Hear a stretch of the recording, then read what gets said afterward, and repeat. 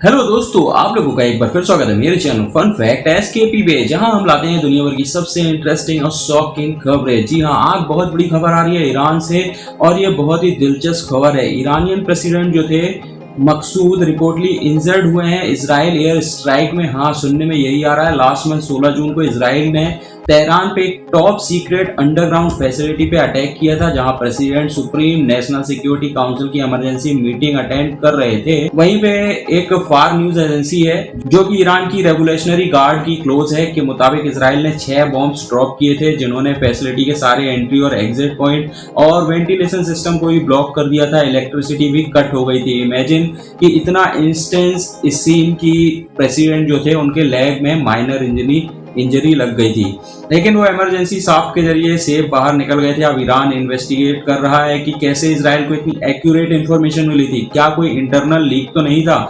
Israel agents के ऊपर इनका शक जा रहा है। तो ये वॉर 12 दिन तक चली थी, जिसमें इजराइल ने ईरान के न्यूक्लियर और मिलिट्री साइट्स पे हैवी स्ट्राइक किए थे। ईरान के टॉप आईआरजीसी और आर्मी कमांडर्स को वॉर की शुरुआत में ही टारगेट किया गया था। ईरान के लीडर्स ने कहा है कि वो इस सरप्राइज अटैक के लिए बिल्कुल भी रेडी नहीं थे और पहले 24 आवर्स तक तो उनमें डिसीजन मेकिंग पैरालिसिस हो गए थे।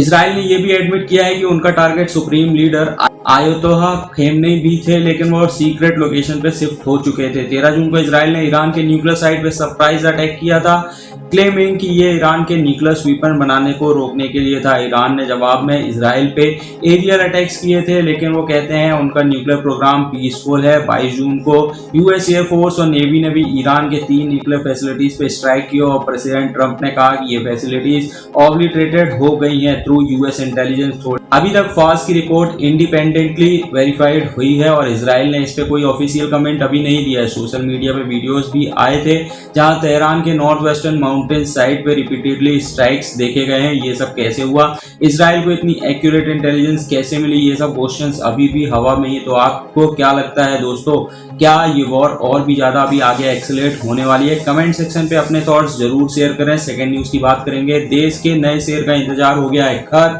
मैं बात कर रहा हूँ एएमसीए की। जी हाँ, इसका वीडियो मैंने पहले बनाया था। फाइटर जेट्स का जो इंडिया का आने वाला है। इंडिया का अपना 5th generation stealth fighter advance medium combat aircraft जो साउथ एशिया की एयर पावर को बदलने वाला है। एएमसी में world class stealth tech radar से छुपने का दम, serpentine ducts radar absorbent material और आईआईटी कानपुर का अनालक्ष्य मेटा मटेरियल। जी हाँ, जो दुश्मन के रडार को चखा देगा। ये जेट है एकदम निंजा, दिखेगा नहीं पर दुश्मन को हरा जरूर देगा।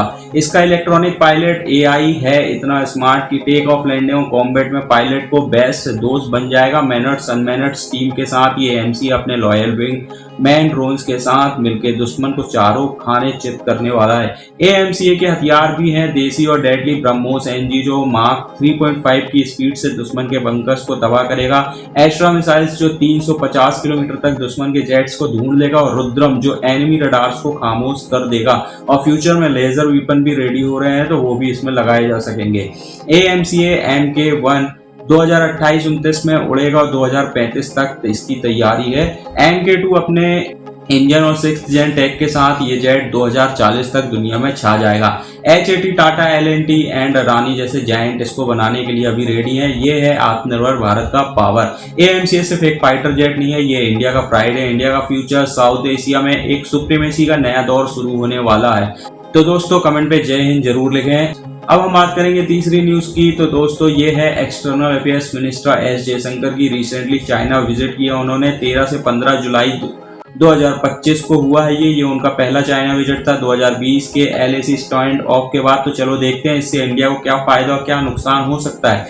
जयशंकर ने चाइनीज वाइस प्रेसिडेंट हैन सेंग और फॉरेन मिनिस्ट्री वांग ई से बीजिंग में मुलाकात की। उन्होंने कहा कि इंडिया और चाइना के रिलेशन को कंटिन्यूएट नॉर्मलाइजेशन की जरूरत है। सबसे बड़ी बात कैलाश मानसरोवर यात्रा जो 5 साल बाद वापस शुरू हुई है, उसका जिक्र इन्होंने किया। ये यात्रा इंडिया के लिए बहुत ही इंपॉर्टेंट है, हिंदू जैन बुद्धिस्ट के लिए सेक्रेड है। और इस साल 750 पिलग्रिम्स 15 बैचेस में लिपू लेक पास और नाथुला पास से जाएंगे। जयशंकर ने कहा है कि इससे इंडिया में बहुत एप्रिसिएशन मिल रहा है। और भी बातें हैं जैसे वीजा रिस्ट्रिक्शन कम करना, डायरेक्ट फ्लाइट वापस शुरू करना और एससीओ मीटिंग में इंडिया ने चाइना की प्रेसिडेंटी को सपोर्ट किया था। ये सब भी पॉजिटिव स्टेप्स हैं रिलेशन इंप्रूव करने के लिए। यात्रा वापस शुरू होने के लिए कैलाश मानसरोवर यात्रा जो वापस शुरू हुई है, इससे बताया गया है कि इंडिया के पिलग्रिम्स को स्पिरिचुअल सेटिस्फेक्शन मिलेगा। ये कल्चरल एक्सचेंज भी बढ़ाता है। नॉर्मलाइजेशन टाइज का मतलब बेटर ट्रेड और इकोनॉमिक्स अपॉर्चुनिटीज। चाइना एक बड़ा मार्केट है, इंडिया के लिए एक्सपोर्ट्स भी बढ़ सकता है। 2025 में डेपसेंग और डैमचौक का डिसएंगेजमेंट पैक्ट हुआ था। अगर रिलेशंस इंप्रूव होते हैं तो एलएसी पे टेंशन और कम हो सकते हैं। इंडिया और चाइना दोनों बड़े इकोनॉमिक्स हैं। स्टेबल रिलेशन से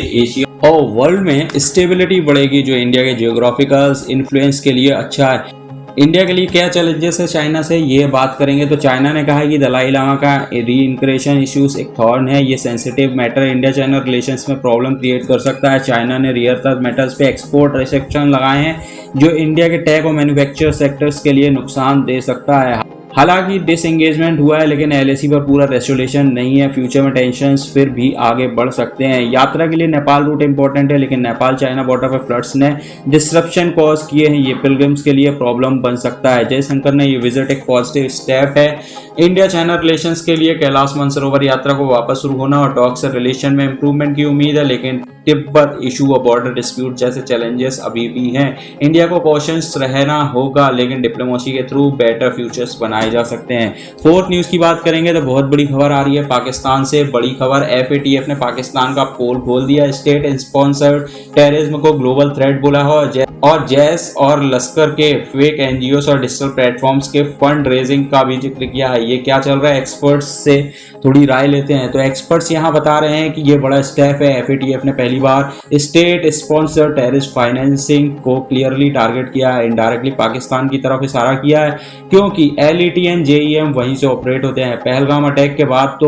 FATF ने कहा है ऐसे अटैक्स बिना पैसे और फंड ट्रांसफर के पॉसिबल ही नहीं है। इंडिया का स्टैंड विंडिकेट हो गया है। लेकिन ये सब एनजीओस और डिजिटल प्लेटफॉर्म का क्या चक्कर है, थोड़ा डिटेल में इसमें बात करेंगे। तो ये ग्रुप्स फेक चैरिटीज बनाते हैं, गल्फ से पैसा कलेक्ट करते हैं, प्लस Amazon जैसे प्लेटफॉर्म से बॉम्ब्स के पार्ट खरीदते हैं, जैसे पुलवामा में हुआ था। पेपल, क्रिप्टो, हवाला सब यूज होता है फंड छुपाने के लिए।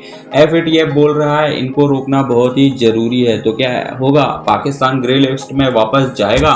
मुझे तो मुश्किल लगता है, लेकिन देखते हैं यहाँ पे क्या बता रहा है न्यूज। इंडिया पुश कर रहा है, अगस्त में APG मीटिंग है, अक्टूबर में FATF प्लेनरी। अगर इंडिया के 23 अलायंस सपोर्ट करते हैं तो पाकिस्तान फिर से ग्रे लिस्ट में आ सकता है। उसे IMF लोन्स, FDI सब से असर पड़ेगा। टाइट स्पॉट में है वो। हाँ, लगता है अब पाकिस्तान को समझ आ रहा है कि दुनिया के साथ खेलना आसानी है। व्यूवर्स, आप क्या सोचते हैं कमेंट करके जरूर बताइए। अमेरिका जिस तरीके से पाकिस्तान का साथ दे रहा था, आपको क्या लगता है, इसमें अमेरिका की कोई चाल है या फिर जियोग्राफिकल प्रॉफिट पाकिस्तान को मिल रहा है? तो दोस्तों, फिफ्थ न्यूज की बात करेंगे।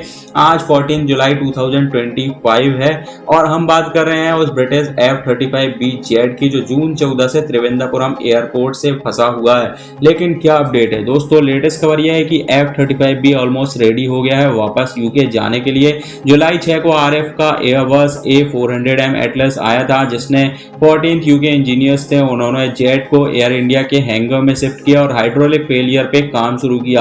अब रिपोर्ट्स बोल रहे हैं कि रिपेयर्स हो गया और ये जेट जुलाई 15-16 तक यूके के लिए उड़ सकता है।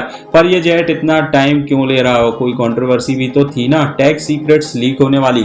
हाँ, बात यह है कि जेट में हाइड्रोलिक इशू था जो फिक्स करना मुश्किल था। पहले यूके ने सोचा था कि जेट को डिसमेंटल करके RAF C-17 से वापस लेकर जाएंगे, पर अब लोकल्स रिपेयर सक्सेसफुल हो गए हैं। टैग सीक्रेट्स का टेंशन था क्योंकि F-35 एक स्टेल्थ जेट फाइटर है $110 मिलियन का, और इंडियन एयरफोर्स और CISF ने टाइट सिक्योरिटी रखी। इंडिया ने रिफ्यूलिंग और लॉजिस्टिक हेल्प भी दी है। अब यूके ने इंडिया को शुक्रिया अदा किया है। ये तो इंडिया US की दोस्ती का एक नया एग्जाम्पल भी सेट हो गया है। अभी जेट त्रिवेंद्रपुरम में ही है, फाइनल चेक्स चल रहे हैं। एक्स पे तो इसके बहुत सारे मीम्स से हंगामा मच गया था। लोग बोल रहे थे कि जेट केरला के गॉड्स ओन कंट्री वाइब में इतना खुश है कि वो जाना ही नहीं चाहता है, और कई लोग ये कह रहे थे कि ये टूरिस्ट बन गया है। दोस्तों, ये थी अपडेट F-35 की, और आप दोस्तों क्या सोचते हैं इस खबर के बारे में कमेंट में जरूर बताइए। आज आप मुझे यूट्यूब में सब्सक्राइब जरूर कर लें अगर पहली बार वीडियो देख रहे हैं, और बेल आइकन को भी दबा लें। लाइक करें, शेयर करें, फेसबुक और इंस्टा में फॉलो करें। आप मेरी वेबसाइट www.dnewson.com पे भी जा सकते हैं। मिलते हैं एक नए वीडियो में। आज के लिए इतना ही। जय हिंद।